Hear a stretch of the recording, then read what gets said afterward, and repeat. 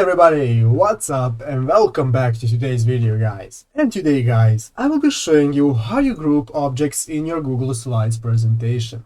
So yeah guys, make sure to watch this quick and easy video till the very end, follow my steps correctly, so you can make sure this works the same for you and that you can do this yourself. But yeah guys, let's get straight into it. The first thing you want to do guys is go ahead to the official Google Slides website and log into your account. After logging into your account guys, you'll be greeted by this main page right here where you will be able to go ahead and make a presentation.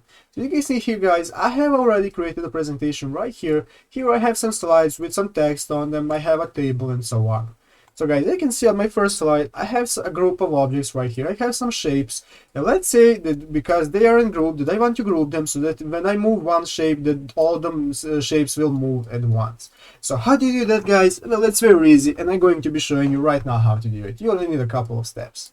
So the first thing you want to do guys is go ahead and select the shape that you want to group, and you want to select them all at the same time by going ahead and either select them like this, drawing with your mouse, or you can select the first shape and then hold Control on your keyboard and then select the second shape.